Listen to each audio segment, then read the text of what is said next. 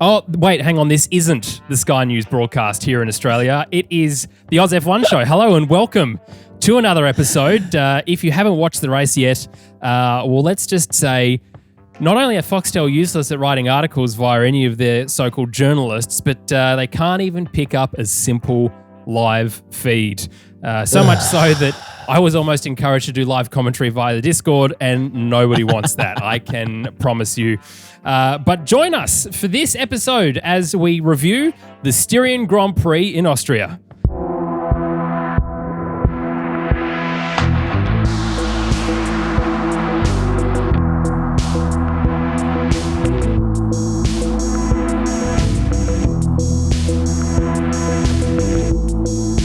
And I'm joined by my friend and yours, the one who turns up on time.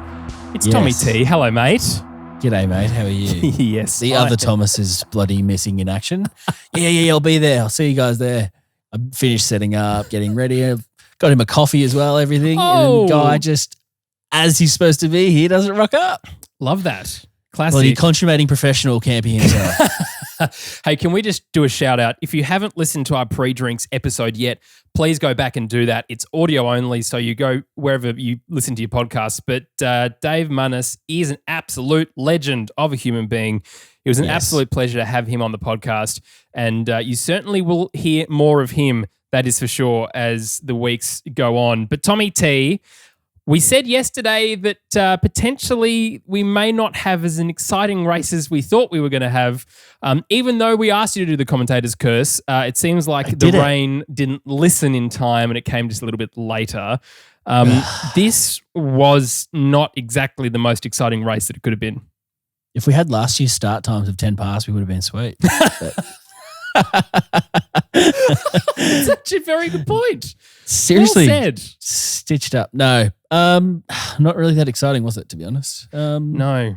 But this is what I said, right? Formula One, we've sort of been spoiled a little bit this year, I feel, with the quality of racing that we've seen. And certainly with the performances of some of these drivers as well being really mega. To my mind, first up is Kimi Räikkönen, his performance this weekend. Although he just finished outside the points, he probably deserved to be in the points, that's for sure. But look, ahead of next weekend, or this coming weekend, I should say, the Austrian Grand Prix in Styria rather than the Styrian Grand Prix in Austria, it's going to hopefully rain, right? Surely. Munnis promised us rain and that didn't happen. So that's disappointing. You're supposed to be a man of your word. Come on, mate. We were happy to have it next weekend. We just need one dry, one wet race and that will be good. But really, it was a bit of a Red Bull domination, wasn't it, Tommy T? And we're not really surprised by that. Not at all. This is the Red Bull ring, even though Campy forgets that and mixes up his rings. Which ring? Which ring are we at? The Hungara ring. That's his just favourite to say, I think. Yeah, couldn't blame him. Exactly. No, on such a short track as well, I think you notice how different the front of the pack is to the back because we're getting lapped. We've got the guy in fifth getting lapped before the end of the race. That's pretty insane. So it's not as bad as if we were at a longer track, but it wasn't great. We needed some jeopardy in there. It is very interesting, and we'll get to it, but to see how the top two drivers, even compared to their teammates, how fast they were and how much of a gap they were pulling to the point where Hamilton could do an extra third pit stop almost if he wanted to. Yeah, absolutely. And look, it does very much turn into a DRS train, doesn't it? And it's not the only track that does that, but what it shows is really, and look, if you haven't joined our Discord server, please can I encourage you to do so because even I'm learning stuff in there too. It's certainly the timings looking, I think, from about 6th through to 13th, they were lapping pretty much a similar time for most of the race. A lot of them sitting in each other's DRS zones, which meant whoever was sort of 6 was defending quite a bit, but trying to keep everyone behind and pretty much did a good job until Charles Leclerc came stomping through towards the end, which we'll talk about. But it's very, very interesting. As I said, if you haven't listened to our pre-drinks, go and do that. But Tommy T, let's actually get into our team-by-team analysis.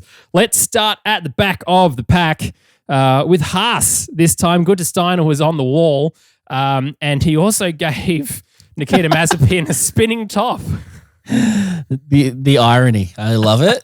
I'm a big fan of it, and apparently he took it quite well. So yeah, well, it doesn't seem like the guy that would take a joke, does he?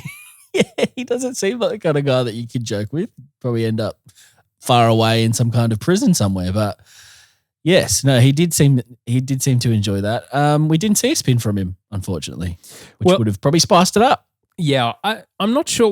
Must have been Schumacher then on the first lap that was facing the wrong direction. Look, it's always one or the other, really, at this point, while they try and figure out this car. And look, I actually feel for them. There has been, while Campy's not here, there has been some good chat. And Joel, a big shout out to you, mate, on the Discord, spent a bit of time going through Nikita's data compared to Schumacher for this year.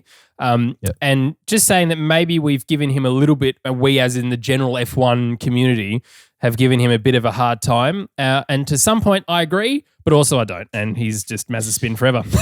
Yeah. And when you're in a car that bad, it's really hard to find any kind of glimmer of hope, to be honest, because we can't see past like how rubbish that car is and how far it is off the pace of everyone else. Yeah, you're not wrong. And I think, ahead of 2022, which is where they'll be putting all their effort into, and we spoke about this months and months ago, the fact that they've now got a little sub-unit within the Ferrari factory, maybe. Hot desking. Hot desking, yeah, right. But literally all of their effort is going into 2022. None of their effort is going into this car. So the fact that they were also lapping at similar times to the midfield at this track is not a bad thing, really, for Haas this weekend. So look, Mick Schumacher in 16th, Mazepin in 18th, and they had some spicy moments, didn't they? Because, as we say, teammate is a bit of a misnomer. It's really the person who you can hold yourself against to judge, and which is why the Daniel Ricciardo, Lando Norris thing is such a hotly talked about topic right now. But in these two, there are some moves,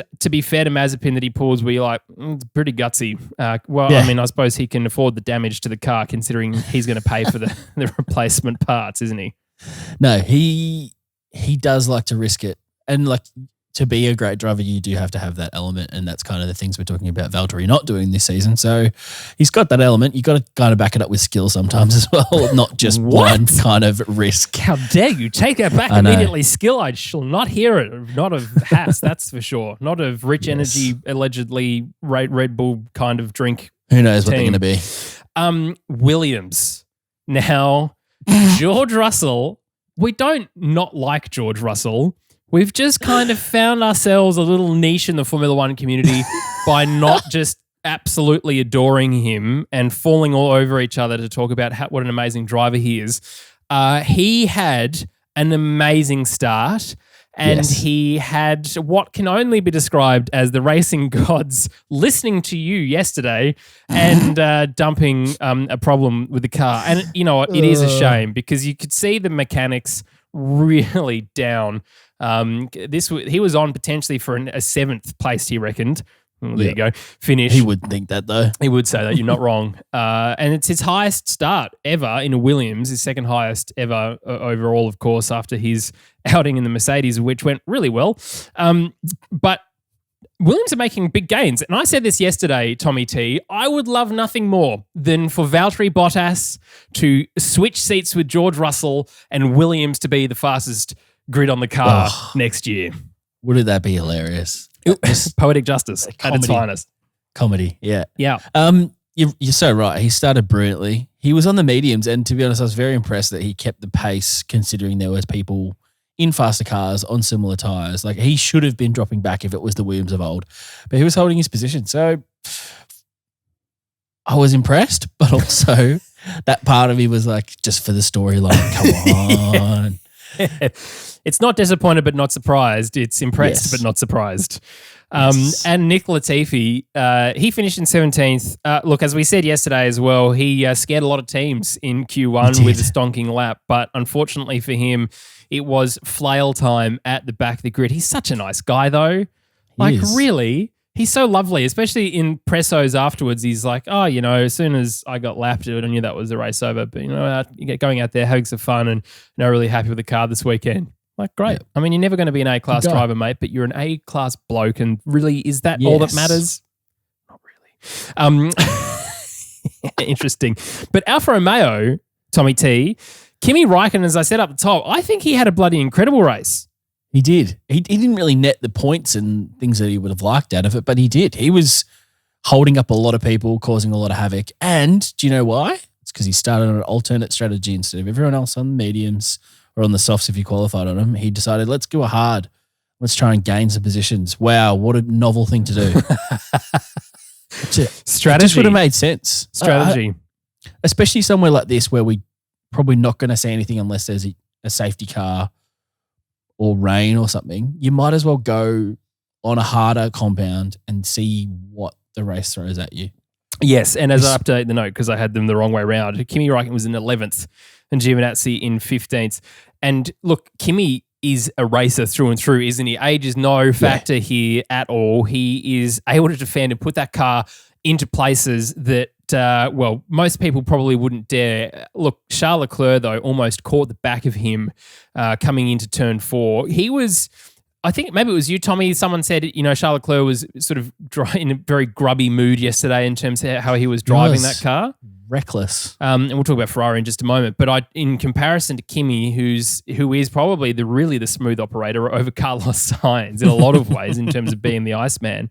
But his car control and his speed exiting corners was so much better than Daniel Ricciardo's, to a point where you could visually see the difference. That Ricciardo is catching up to him going into the corner and coming out of the corner. He has the confidence in that car to get on the power early and not get off it again and just continue to sail through. And that's one of the points that I'm sure that they debrief in the McLaren garage, but it was stark difference to see Kimi versus Daniel in two bits of machinery that we know that McLaren should be a lot better. Yep, completely agree. He did look sluggish as out of those corners. You'd just see Kimi Räikkönen just walk away like, all that net gain that you've just had there was just disappeared. So I think you're right, but Kimi was outstanding. Gio was kind of unlucky. I think he just got caught in the wrong spot. Probably could have had a better strategy, but he was solid. He's been really impressive this year, to be honest. I can't see him moving on next year. I think he's going to be around for a while.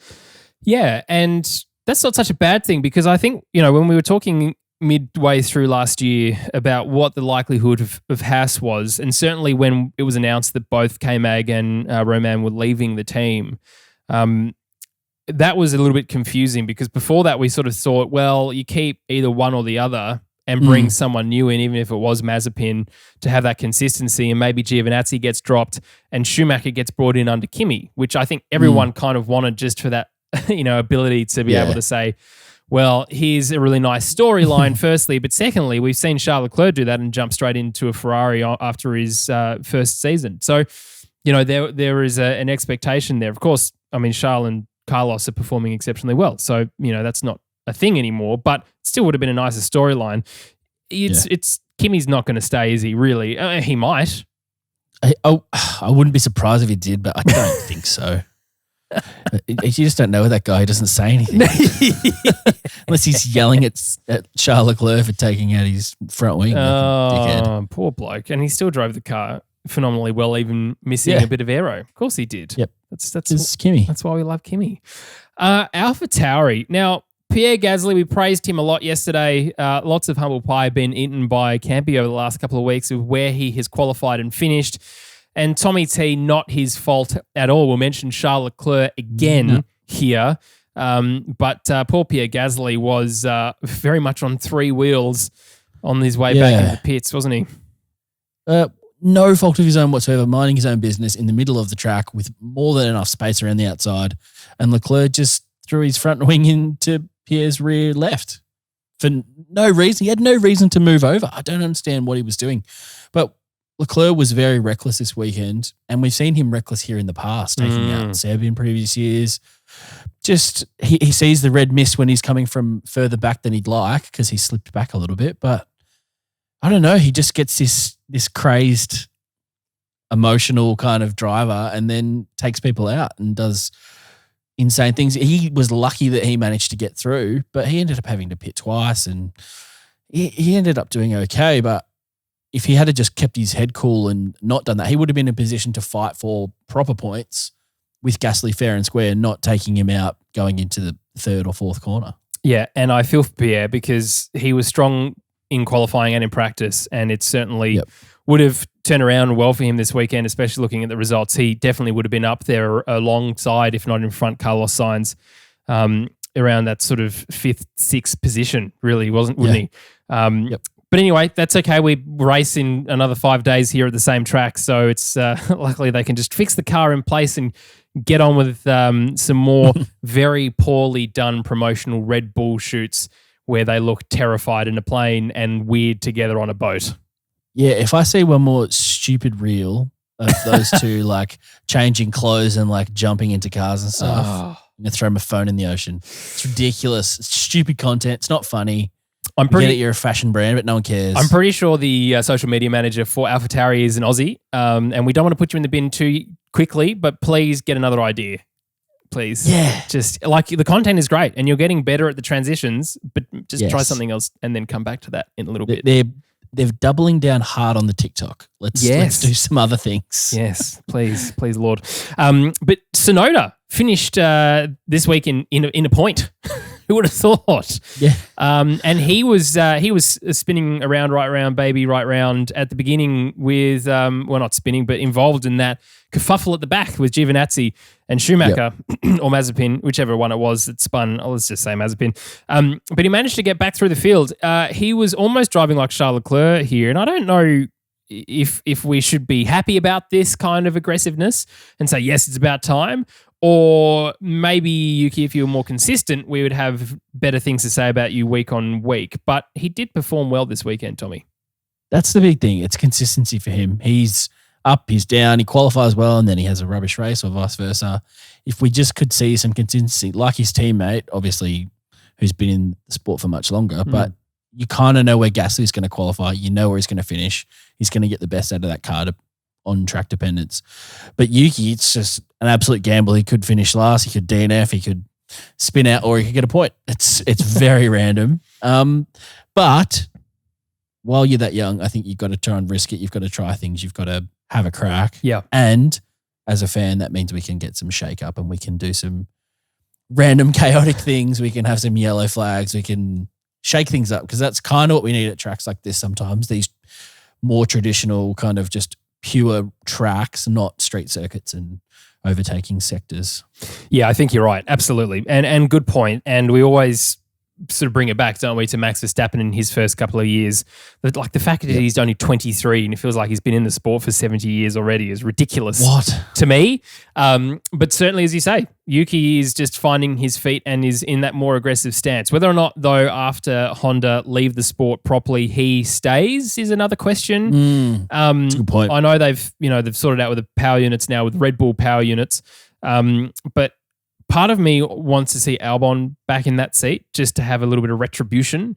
But also we know that there's the Red Bull junior pool as well in F2 is becoming pretty good and is getting full again. And certainly with doing things in F3. Doing things. Never get over that. It's only a matter of time before he comes up. In fact, actually, I saw on Michael Italiano's Instagram that he and Danny Rick were training together in Monaco during the week. Jack Doohan. Which is interesting, I thought. Love that. So, bit of Aussie love. Love that. Alpine, Tommy T. Thank goodness they signed Ocon for a 3-year deal. That's really netting them results, isn't it? 14th. We've talked about it a little bit, but it's kind of like in the NBA, there's a big thing that's like in your contract year when you haven't signed yet, you work really, really hard and you're the best you've ever been. Then you sign the deal and then you turn to crap. It's kind of what's happened with Ocon. He's got the sign on the dotted line and he's turned into rubbish. Yeah. He qualified very poorly, considering that car was way more competitive through practices. But we did see that with the McLaren and some other cars. So that's maybe fair enough, but did nothing in the race, didn't bother anyone. Like even Ricciardo, who finished back where he started, was doing things until he encountered some problems. Ocon never troubled anyone. He just poodles around, never overtook anyone, just hung out basically for a race. Yeah, and I think that's, I mean, you say, He did it last year, didn't he? Well, I was going to say, when has he not done that? Really, I'm trying to think. I know he had his year out and he was waiting for the Mercedes seat that never came. But he's having a year out again, apparently. Well, yeah, having a year out in the car. Having a gap year while working. Yeah, that's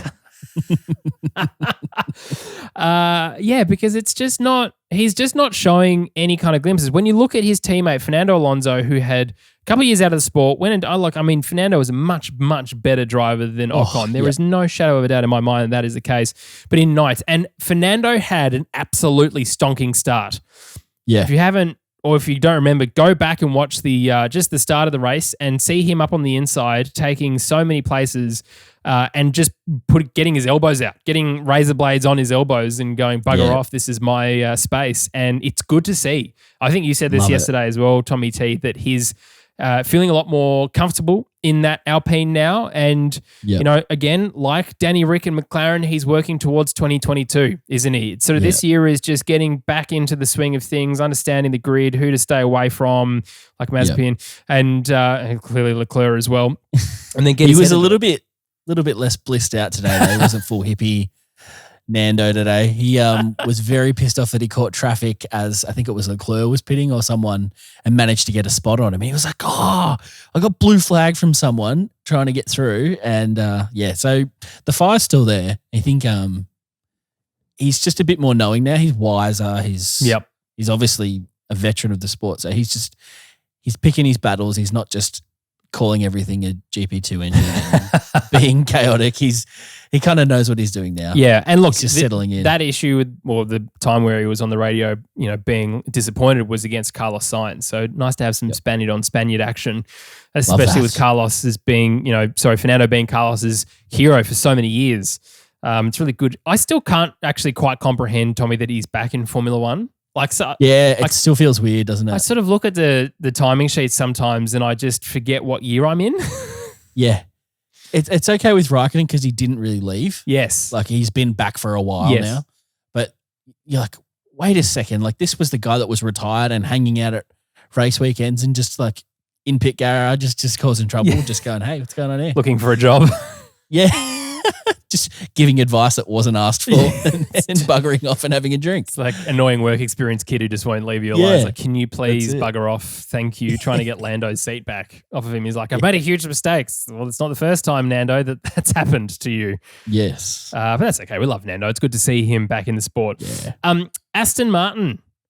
Vettel in 12th and Stroll in 8th. And I said to you yesterday again, Tommy T, is this the 1 in 5 race that Stroll ends up being any good? Turns out, kind of, is the answer. It's fine. Like, didn't do anything wrong. We didn't see much. Like, it's the footage we got, he was kind of just staying out of trouble. He did have a massive gap between him and 7th, who ended up in 7th. Leclerc ended up being able to pull a gap. And he was like kind of well behind the pack in front. So Leclerc kind of just got in front of him at the end on those fresher tyres. But he was just kind of like, I can't really do much better than 8th. I'll just sit here in 8th and just cruise around, consolidate points basically. So, which you can't blame anyone for. No. As a team. No. Vettel, I thought he was going to do better than this, to be honest, where he was starting, being able to pick tyres, all those kind of things. Same as Danny Rick, just kind of got caught in no man's land in those DRS trains, like we mentioned, and just couldn't do anything. And when you finally pitted, you just got thrown right back down the order into like 17th or something, and then just had to claw back. Yeah, and it's disappointing because we know the success that he's been having. Well, a version of success he's been having in that Aston Martin in the last couple of races, and I kind of think that it's all. We can't really judge drivers in this race all that harshly because by lap 24, there were already cars that were lapped by Max and Lewis, I think, around that stage. And then it just gets worse and worse and worse to the point, as you said, that Lando Norris in 5th was lapped by Max in 1st, which shows you the speed, but also just shows you how difficult then racing with everyone else is when you just you might as well just have blue flags showing the entire time around the entire track, basically, and leave them there. Don't worry about the numbers; they'll know. Yep. But so I think for Seb, is there much that they can do for this coming weekend as well? And that's the other thing. There's only a couple of days to do an upgrade specific for this track before we then go to Silverstone. And is that really worth it? Well, it's not really a similar track, so They may have some upgrades coming for Silverstone. It's their home race, so that's where they're based, being Aston Martin. So it'll be good to see them perform well there, but it would also be good to see potentially one of them have to bow out so Hülkenberg comes back and we actually have Hülkenberg at Silverstone. I would be a big fan of that. Hulkenberg. He got married, by the way, the other day. Congratulations, Nico. Thank you for listening to the podcast, of course, as you should. Legend. As you should. Mrs. Our favourite Nico. Hülkenberg. All right, Ferrari. As we said, Carlos Sainz, look, they had a bit of a nothing kind of qualifying, did they? And they were sort of flailing around for a little bit, but their strategy seemed to be the thing that saved at least Carlos in this instance and Charles' just aggressive driving to try and cut back through. But not a total bomb for Ferrari this weekend as we thought it might have been. No, I think Sainz had the perfect strategy, to be honest. Where he started to where he finished was awesome. Just stayed long. Weird that staying long always nets your results. I think it's bizarre that teams don't think about it more. I mean, obviously, we're just plebs here yelling at computer screens, but we don't have all the data that they have. But more and more you go, staying out always is better than being the one to jump first. And like, to be honest, if Daniel could have stayed out longer, he was trailing Sainz at the time, but because there was a gap between them, he dropped like a bunch of positions back, whereas Sainz kind of only dropped 3. And you're like, oh, see, staying out really was positive for him, and he ended up in 6th. So really well done. And then Leclerc on a 2-stop managed to have fresh tyres, so he could actually get back through the field. So they at least did something as opposed to what was the safe kind of Daniel Ricciardo style of strategy, which was just, let's just do the safe nothing version and end up exactly where I started. Yeah. I would have preferred to see him at the back on a 2-stop and gone, didn't work. Yep. Than him sit in 13th and just exactly where he started on the grid. Like, go for it, get some points. Because to be honest, 11th and last are both worth 0 points. So who gives a crap? Try something. Yeah, you're not wrong. And I think, you know, it pays off when it pays off, right? And it's not always, as you say, it's not always going to be a thing, but certainly the undercut's not always as strong as what we saw at Paul Ricard. Like, that was ridiculous. That I've never seen in recent history that I can remember. I'm sure someone will prove me wrong. Please feel free to not write to me to tell me you're an idiot, because I know that has worked so well. And in this instance, at Austria, with all the traffic, and you don't know what's going on in terms of where the leaders are at, and the battles that are broken up by the leaders coming through those back markers, that just means there's maybe a second or two that suddenly appears that you're able to put yourself into some clean air, you know, do better on tyres and allow yourself to get past. I think, and at one point, for Daniel Rick as well, they were trying to get past Kimi on a pit stop, and Kimi ended up pitting anyway. And they could have left Daniel out for that a little bit longer again, just to do that. But I think they responded 2 or 3 laps later, didn't they? But anyway, we'll come to McLaren in just a second. But just to finish on Ferrari, I think you're absolutely right. They've figured out they're not cheating anymore, allegedly, so that's good. They figured out their strategy to work, which is encouraging. Have you also noticed now with the Ferrari thing, even the commentator, even Crofty, is like, well, they got caught out, didn't they, for doing the wrong thing? Like, that's sort of all... Yeah, they're not even hiding it anymore. With the political correctness has been put in the bin, along with yourself and Pierre Gasly, which Campy put his political correctness in the bin roughly at the age of 3 days old. That is correct. But okay, well, let's talk about McLaren, because Danny Rick had an absolutely amazing start, and this was a great race for him, and through absolutely no fault of his own did he have to lose all of the places that he made up on the first couple of laps. He started in 13th. He got an amazing start, really got an amazing start, and he was jockeying for that inside line to try and get past Sainz. Got that done with Seb as well, managing to push so much further ahead. He was right behind George Russell in ninth position, and unfortunately there was just an issue with the car. The power just cut out for half a lap, and as we see, like, the cars are all lapping at similar times, even from sort of lap 5 onwards, and like that, he loses so many positions. It would have been really hard for him. But what would have been better is if we had that radio message at the time it was broadcast. I don't care about your fancy little graphics, F1. You need to have your little bloody peaking kind of audio. Just put it up. Just put Ricardo. Someone just type Ricardo on the bloody keyboard and get it up. Not wait 17 laps and go, we just need to make sure the corporate branding's right. Kill me. You're not wrong. We're getting these radio messages far too late, and then even the commentators don't know what it's in reference to, and they've got to get Ant on to explain the other part of a message. You're so right. And can we quickly just talk about how these stupid tyre graphics are just nowhere near the truth of what's actually going on with tyres? Can we not believe those, please? They have no data. They're based on just what they can see from cameras. They've literally got no reference. It's all made up. Some guy in there, might as well be me, going, yeah, Max has got 40% on that one and 30% on that one.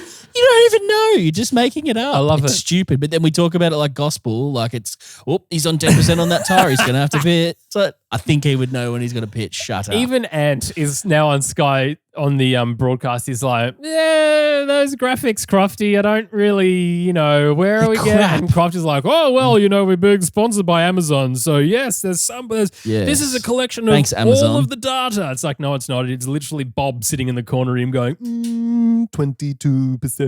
It is 1,000%. Same with the overtake. It's the same thing. That's based on a bit more timing, but it's still the same. 7 laps, and that's going to be a 5% hard difficulty of overtake. As if you freaking know, pal. You are so right, my friend. Anyway. Imagine if the Oz F1 show had the rights to Formula One and we had an Australian-based commentary team, not a panel, not like MotoGP where they sit awkwardly for a long time ahead of throwing to the commentators and trying to have something to talk about. Having you could have that as well, and Campy could have his Sky News slot right ahead of the race where people go, wow, this is ridiculous opinion, but at least it's entertaining because it's not factual. And then moving into not me commentating, I would be useless at it. But just let us do the graphics. We'll be the graphics team. Yeah, there you go. We'll make up all the facts. We'll be the special effects. We'll put explosions and stuff, and it'll be sweet. You'll love it. We'll put radio messages. And maybe we'll show on-track passes. No. That might be a novel idea. No, that's my favourite part about this is we look at always Lewis Hamilton when something else is going on track, or of course we always cut to Lance Stroll going through the swimming pool section at Monaco. We might as well be listening to the radio. The coverage we get is useless sometimes. Oh, seriously. Well, it's everyone's coverage. We can't, look, to be fair, Sky Sports and no one else can do anything. This is F1's, what they put out to the live feed for every single person. So I know Sky Sports has no control over that, but I have control over figuring out whose helmet's whose. I know they've changed helmets, Crofty. You don't have to keep bitching about it. It's literally your job to go and find 20 helmet designs. It doesn't take a long time and go, oh, yes, there's this. And also a lot of them have the different names changing sponsors on the halo as well. Not that I'm telling you how to do your job, but it's not hard. Stop bitching about it. One driver has a yellow camera. The other driver has a normal colored camera. It's pretty obvious. Yes, there is that too. You can see on top of the airbox at the top. That is obvious. Like, be a commentator better. Not that I'm saying I could do it better, but I'm saying I could do it better. Yeah, you probably could. But look, Lando Norris. Hello, Tangent, my old friend. We don't need Campy for tangents. Lando Norris is performing exceptionally well. Yes, I agree with your rant, Campy, from last week that we haven't really seen the proper Daniel yet.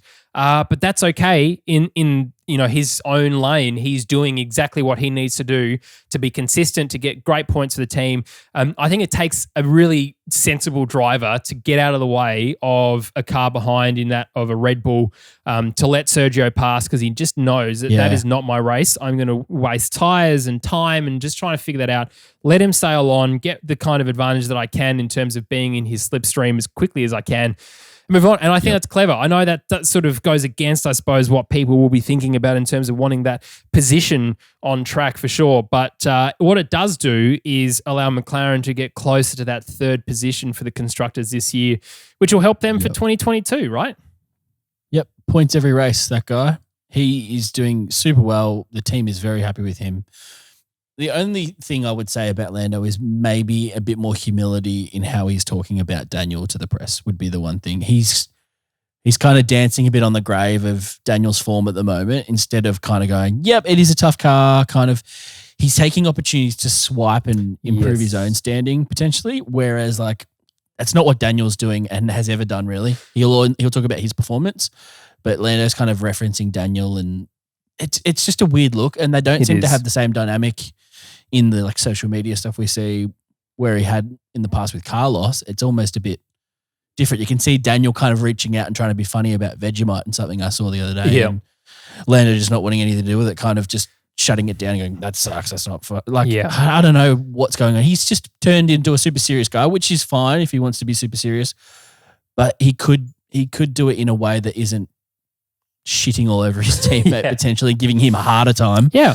Because at the end of the day, you're going to have to deal with this guy for the next 3 years or whatever you've just signed. Yeah. You'd be better off getting along with him than having this bitter, gross rivalry that is probably going to come back and bite you at some stage. Yeah, I don't know who's advised him to be like this, because unless he's made up his own mind and decided, this is where I stand, because he's still buddy with Carlos. We saw it on the podium with Monaco, and Carlos has a photo in his flat of his first podium in Brazil with Lando standing next to him holding the trophy that was awarded after the penalty that Hamilton got for spinning around Albon.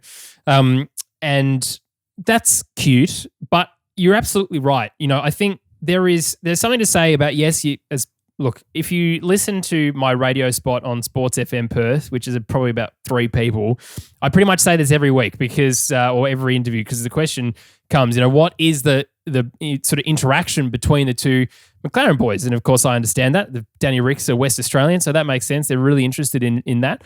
But it's the teammate again is a misnomer. It's the competitor, right? But you don't have to be so literally chalk and cheese from 2020 to 2021 in terms of how you behave on camera in the press conferences. And because he gives dumb answers like, well, the biggest difference between Daniel and Carlos is his age. He's old. I'm like, okay, firstly, dude, I'm the same age as Daniel, so you shut your mouth. And secondly, I'm not old, I'm just insecure. Secondly, there's so many better ways to get under the skin of your teammate that is not sitting in the press conference with Tom Clarkson. And that's what he's doing at the moment. Daniel is already in his own head, expending more energy probably than he wants to, trying to figure out his confidence in the car. We don't need the press. I mean, the press, whatever. I'm sure he and Michael can ignore that and whatever else. And, you and I, Tommy and Campy, will send messages of support through Italiano to him as well as we can. But at the end of the day, Lando, and this is, now I'm having a rant, Lando just needs to figure out how he's going to get into Daniel's head without being a dickhead, and that's on track. He's already doing that. So all he needs to do is just be nice on camera and off camera with the social media stuff. Charlotte in McLaren, I'm sure, is wishing that he would do that as well so they could get some good content, because you're absolutely right. They've gone from amazing content last year to just much of the same, where it's instead of 2 drivers together, it's 1-on-1. As you said, like the snack thing, I think they filmed that after the press conference where Lando said that thing, and Daniel's just being Daniel, right? Apart from, and if you're on YouTube and you're watching, seeing these amazing threads that I've got, and look, as I said to Italiano, if it doesn't work out for him, he loves music and can do a clothing and music co-label, that will be great. But at this point, before he's world champion in 2022, just be kind to him, Lando. There is no reason to be a dick like you are. Just get it together, and then everyone will appreciate you a little bit more. Yeah, I think it's just damaging his own brand, like you pointed out. Like I don't know what the benefit is, because I don't think it's going to work on Daniel. And I think if anything, you're going to poke the honey badger, and he's going to come back with a vengeance and go, "Oh, I remember what you said, pal. Let's see how that holds up." It seems odd. Yeah, especially when he was so buddy previously. It's like a heel turn that you didn't expect. Yeah, you're absolutely right. And it's disappointing, because I think, and also, there was a lot of pressure on these guys, wasn't there, for them to be buddy. So it's almost sort of like 2 people trying to force each other, like, kiss. It's like, no, just let me alone. I don't want to do what the hell you're doing. And it's showing. It's just becoming super awkward. Anyway, we can probably crap on about that for ages, but we won't. All we're saying is, Daniel, we still support you. And, just he's already shutting other people out, but we've got it. And if you don't agree, go put yourself in the bin. Mercedes. Bottas in 3rd, and only just, really. A couple more laps and Sergio probably would have got past him, but he held him off valiantly till the end. And Hamilton in 2nd. The press, or the driver's little thing at the podium afterwards was hosted by Mark Webber, which is great. The other thing as well is with Mark, I've noticed, and this is as 2 people who do a podcast with an international audience, and hello to you if you're listening from overseas. We know we talk very quickly. And sometimes it's very difficult for us to be understood, which is why Tommy will have a crack at me in the last podcast when I wasn't here, saying I get all professional and loud. It's just how I try and slow myself down a little bit like that and be really putting emphasis on words that don't need them. But in terms of this little press interview, it's very interesting because if you listen to On the Marbles, which is a Channel 4 podcast, F1 podcast, it's my favorite. Look, Steve Jones is very funny and he's either loved or hated. It's like Daniel Andrews, although most people should hate him. It just makes me laugh. But in the last episode, both DC and Mark Webber were like, Valtteri's in the bin. Basically, that's it. He's done. Yeah. And Mark was just trying really hard to be just super kind, and VB was like, after having said that, yeah, disappointing, but held him off, and now I'm on third. It's good to be back on the podium. It's been a while. I was like, poor VB, you poor bloke. But anyway, it's all right. He's going to go to Williams, and they're going to win the championship. It's all good. Absolutely. But I just also noticed that when Mark was doing that, he just spoke really quickly. Oh, g'day, mate. Yeah, well done. It's been a really good race for you. Just talk to us a little bit about there, of course, being out in the... what is going on? Like, what? Where's the question I don't know. with all these words? I'd rather listen to him than Coulthard, though. That accent is thick. It is. They're not wrong.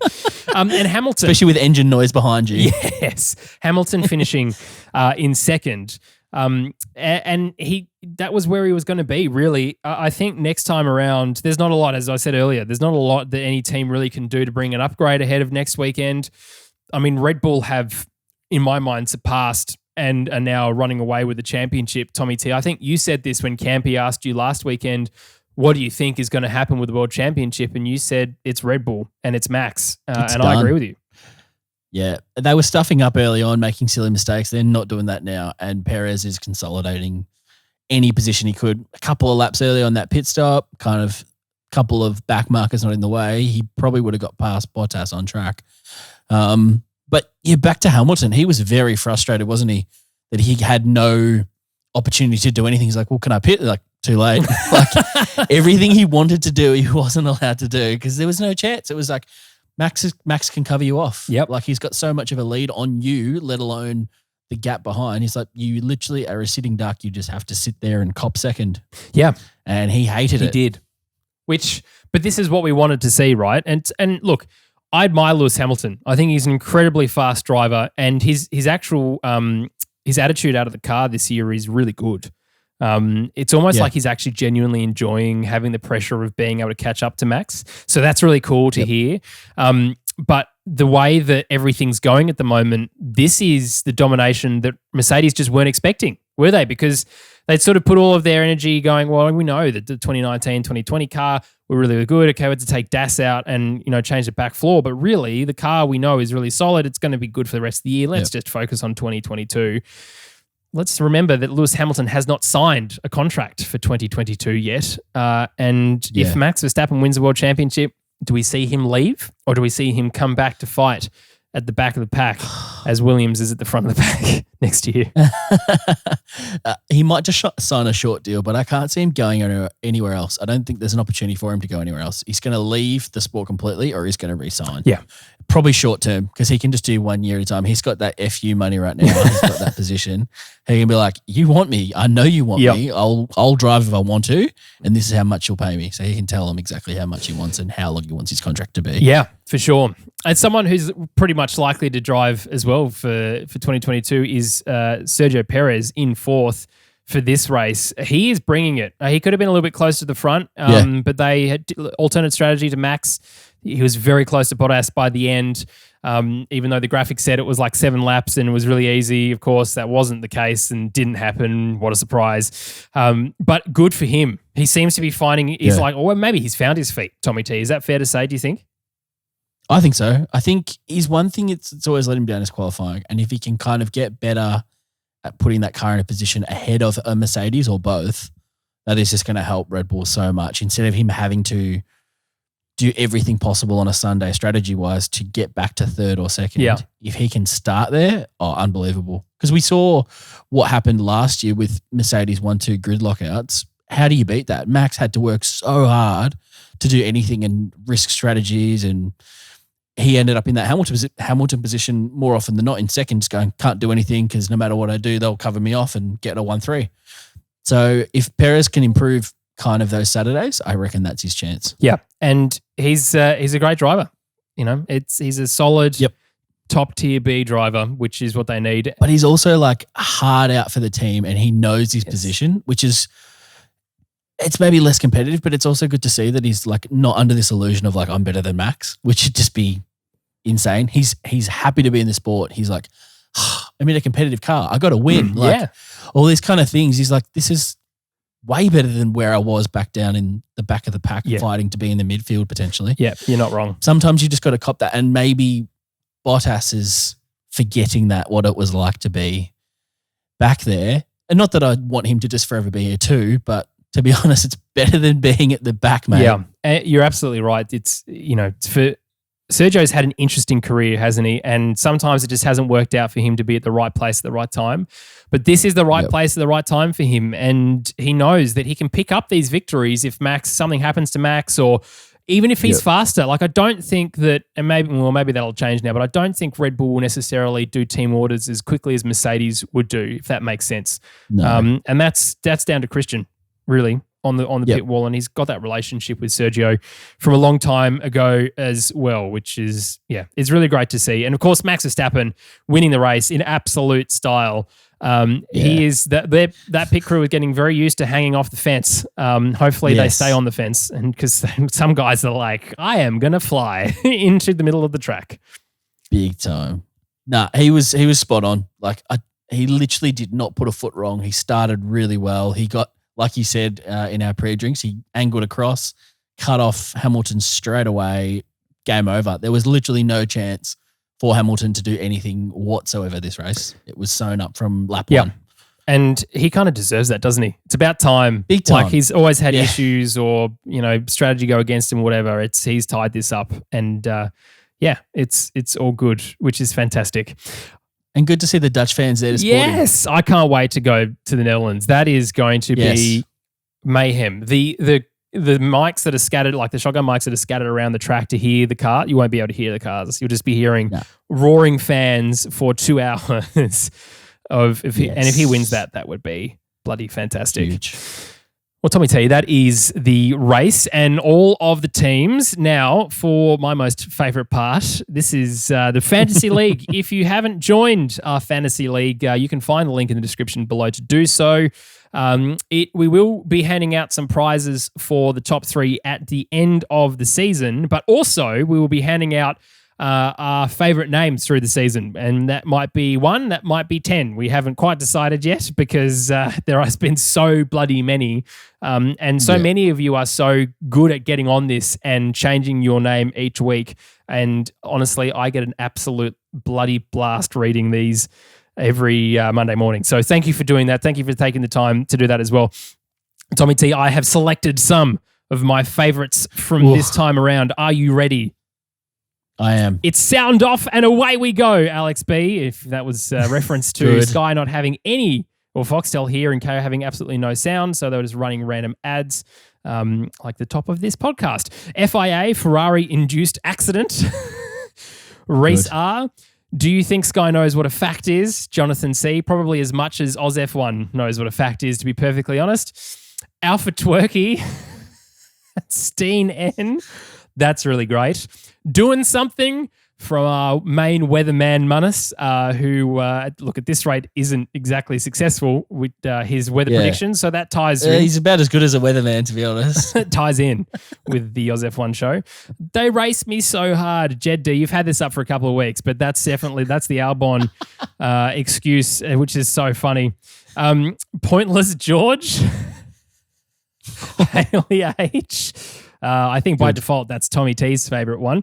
Yeah. Valtteri Mazepin in the pit lane. That's Josh L. and also Lachlan D. Both of you have independently done, I think Lachlan didn't have the in the pit lane bit, but that's very, very good. Get in the Mazepin. Lauren R. from the UK. Hello, Lauren. Thanks for listening. Checo Bradbury is my favourite from the other week, where that's an excellent Australian reference for when he Great got call. first. That was fantastic. Little ball scratcher. He's very good. It's aggressive, He's very mate. good at just sassing us. Danny Rick, 2022 DTM champion. It's very aggressive, and we will not stand for that. It's classic from him. Bloody Canada, hey? Also from Canada, Mason C. Campy, I'm bald too. And last but not least, Tommy, hoping every good F1 driver in Campy's bin. It should be Tommy joining every good F1 driver in Campy's bin, along with Michael Massey and a few other people of our choosing. The bin's getting full, mate. We need more bins. Maybe we should be sponsored by some kind of bin. Who knows?